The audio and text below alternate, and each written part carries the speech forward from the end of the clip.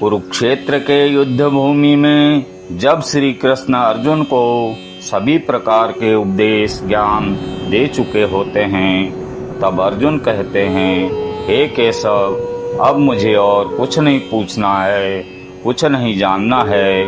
हाँ, मुझे अपना शिष्य समझकर तुम्हें कुछ और बताना हो, कोई और उपदेश देना हो, तो उस प्रसाद को पाने के लिए मैंने अपने मन की झोली फैला रखी है। मुझे जिसके योग्य समझो वही आखिरी उपदेश प्रदान करो। श्री कृष्ण कहते हैं, हे अर्जुन, सच में क्या तुम मेरा आखिरी उपदेश सुनना चाहते हो? हाँ केशव, अब तक जितना मैंने पूछा है उतना ही तुमने बताया है। अब मैं चाहता हूँ मेरे प्रश्नों की सीमाओं से भी परे जो आप अपनी इच्छा से मुझे उपदेश देना चाहते हैं वो मुझे बताओ। श्री कृष्ण कहते हैं, यदि वो जानना चाहते हो अर्जुन जो तुम्हारी बुद्धि और तर्क से परे है, तो सुनो अर्जुन, मेरा अंतिम उद्देश्य बस इतना ही है कि अब तक मैंने जो तुम्हें ज्ञान, कर्म और योगादि की शिक्षा दी है वो सब भूल जाओ। सब पूजा की विधियों को, सब योग साधना को और समस्त धर्मों को भुलाकर केवल मेरी शरण में इस प्रकार आओ जैसे कांटों से लहूलुहान और कीचड़ में लथपथ एक बालक रोता रोता भागकर अपनी माँ की गोद में पनाह लेता है। हे अर्जुन, मानव शरीर बड़ी मुश्किल से मिलता है, इसे यूं ही गंवाना नहीं चाहिए। देवता भी मानव शरीर की आकांक्षा करते हैं, परंतु मनुष्य की विडंबना यही है कि वह इस शरीर को अर्थात मोक्ष के अवसर को गंवाता रहता है। सारी उम्र भोग विलास में बिताता है, यहाँ तक कि जब शरीर छूटने का भी समय आता है तब भी वासना उसका पीछा नहीं छोड़ती है। हे अर्जुन, मृत्यु के समय जो वासना मनुष्य के हृदय में दृढ़ रहती है, उसी वासना के अंतर्गत मनुष्य का दूसरा जन्म होता है। उसी समय भगवान शिव और माता पार्वती भी श्री कृष्ण का यह उपदेश जो वह अर्जुन को दे रहे थे सब सुन रहे थे। तो माता पार्वती शंकर जी से पूछती हैं, हे प्रभु, भगवान श्री कृष्ण यह क्या कह रहे हैं कि मृत्यु के समय मनुष्य के मन में जो वासना या अधूरी कामना होती है, मनुष्य का अगला जन्म उसी के अंतर्गत होता है। इसका क्या अर्थ है? तो भगवान शिव माता पार्वती को बताते हैं, हे देवी, इस समय भगवान श्री कृष्ण ने जो कहा है वह अत्यंत गोपनीय है और गूढ़ ज्ञान है, बल्कि इसे एक गुप्त विद्या ही समझो। जिसे यह विद्या समझ में आ जाए उस प्राणी को, उस मनुष्य को बड़े सहज तरीके से मोक्ष मिल जाता है। माता पार्वती कहती हैं, मैं समझी नहीं भगवान, यह गुप्त विद्या क्या है? तो शंकर जी कहते हैं, हे देवी, यह गुप्त विद्या मृत्यु की समय की विद्या है। श्री कृष्ण का कहना है कि प्राणी ने अपने जीवन में जैसा भी कर्म किया है, अंत काल में यदि वह एकाग्र मन होकर के केवल प्रभु नाम लेते हुए प्राणों का त्याग करे तो वह सीधे परमात्मा के चरणों में पहुंच जाता है, जहां से उसे वापस नहीं आना होता है, बल्कि वह प्राणी प्रभु के चरणों में स्थान पा जाता है, प्रभु में मिल जाता है, उसे मोक्ष मिल जाता है और वह जीवन और मृत्यु के बंधन से मुक्त हो जाता है। मृत्यु का क्षण बहुत महत्वपूर्ण होता है। इस क्षण में प्राणी जिस बात का ध्यान करता है उसी बात के अनुसार उसे दूसरा जन्म प्राप्त होता है। माता पार्वती कहती हैं, हे भगवान, इस गूढ़ बात को कोई उदाहरण देकर समझाने का प्रयत्न करें। तो भगवान शंकर कहते हैं, हे देवी, इस संबंध में महर्षि जड़ भरत से अच्छा कोई उदाहरण हो ही नहीं सकता। जड़ भरत एक निष्पाप ऋषि थे और वह मोक्ष के द्वार तक पहुंच चुके थे। उन्होंने हिरण के एक बेसहारा बच्चे को पाल लिया था। उनका ध्यान हमेशा हिरण के बच्चे में ही लगा रहता था और उसकी ही चिंता लगी रहती थी, यहाँ तक कि अपनी मृत्यु के समय भी उसका ध्यान उसी बच्चे में था। बस अंतिम क्षण में भी क्योंकि उनका ध्यान उसी हिरण के बच्चे में था, इसी कारण अगले जन्म में उन्हें हिरण की योनि मिली थी। माता पार्वती कहती हैं, प्रभु मृत्यु के समय का इतना महत्व क्यों होता है? तो शंकर जी कहते हैं, देवी मनुष्य के मृत्यु का समय मोक्ष का अवसर होता है। ऐसे समय में मनुष्य अपने विधाता से मिलन के बदले उसकी माया के मोह में पड़े रहे तो यह विधाता का अपमान जैसा ही है कि वह अपने विधाता से अधिक महत्व उसकी बनाई हुई माया को देता है। इसलिए उसे मृत्यु के बाद स्वर्ग तो मिल सकता है परंतु मोक्ष नहीं मिल सकता। इसलिए हे देवी, मनुष्य को मृत्यु के समय इस संसार की किसी वस्तु में नहीं, केवल अपने परमात्मा में ध्यान लगाना चाहिए। तो अर्जुन कहते हैं, हे योगेश्वर, आपने मेरे कई प्रश्नों के उत्तर दिए हैं। मैं एक प्रश्न और पूछना चाहता हूँ प्रभु। सुना है मनुष्य को मृत्यु के समय बड़ा कष्ट उठाना पड़ता है, चाहे वो मृत्यु युद्ध स्थल में किसी घातक घाव के कारण हो या अपने आप आए। क्या मृत्यु को आसान बनाने का कोई तरीका नहीं है? श्री कृष्ण कहते हैं, हे अर्जुन, प्रश्न मृत्यु को आसान बनाने का नहीं है, बल्कि जीवन मृत्यु के चक्र से निकलकर मोक्ष प्राप्त करने का है। यदि मनुष्य मृत्यु के समय यह विधि अपनाए जो मैं तुम्हें बता रहा हूँ, तो उसे तुरंत मोक्ष प्राप्त होगा और वह सीधा मेरे धाम को पहुँचेगा। अर्जुन पूछते हैं, वो गोपनीय विधि क्या है माधव?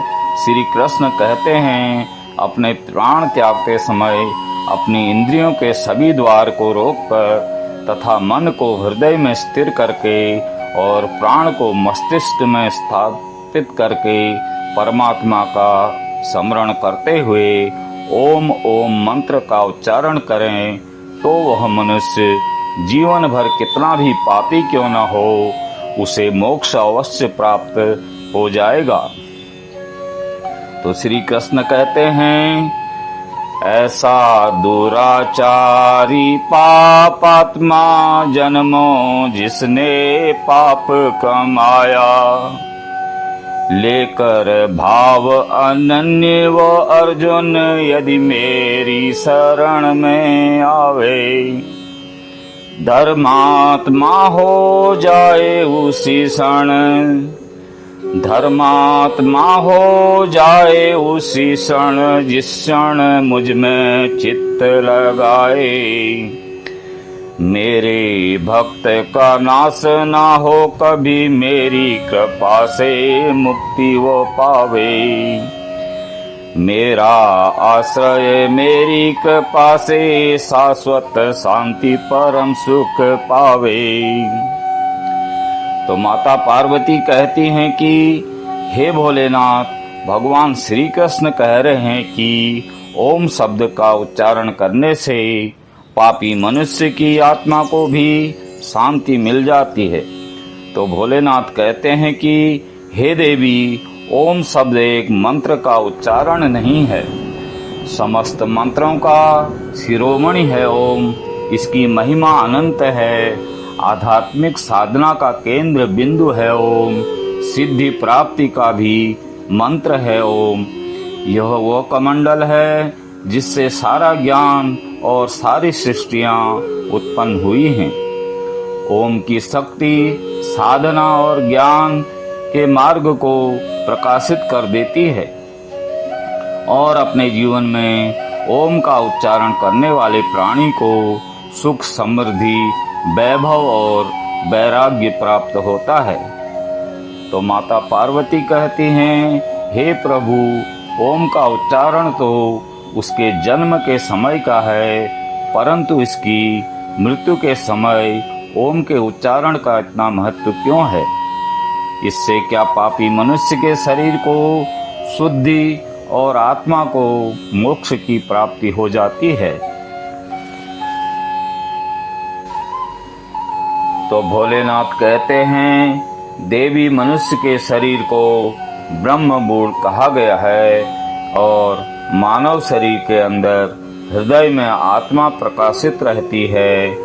मृत्यु के समय जब मनुष्य ओम ओम का उच्चारण मंद मंद और एक लय के साथ करता है तो आत्मा और परमात्मा दोनों आनंद के साथ नाच उठते हैं और दोनों एक दूसरे से मिलन के लिए ऐसे व्याकुल हो जाते हैं जैसे युगों युगों से बिछड़े हुए दो प्रेमी सारी सीमाएं लांघकर एक दूसरे में समा जाने को एक दूसरे की ओर बढ़ते हैं। तो माता पार्वती कहती हैं, वाह प्रभु वाह, आपने आत्मा को परमात्मा से मिलने की इतनी सुंदर व्याख्या की है। भोलेनाथ कहते हैं, हे देवी, मानव शरीर को प्रभु ने मुक्ति का द्वार कहा है, परंतु मनुष्य इसके महत्व को समझ नहीं पाता। इसी महत्व के कारण मानव शरीर की रचना भी विशेष रूप से की गई है। मनुष्य का शरीर एक छोटा सा ब्रह्मांड है जिसमें समस्त लोगों का निवास है। तो माता पार्वती पूछती हैं, मानव शरीर में तीनों लोग कैसे समा गए प्रभु? महादेव कहते हैं, मानव शरीर में पैरों से नाभि तक भूलोक है, नाभि से कंठ तक अंतरिक्ष है और कंठ से कपाल तक स्वर्गलोक है।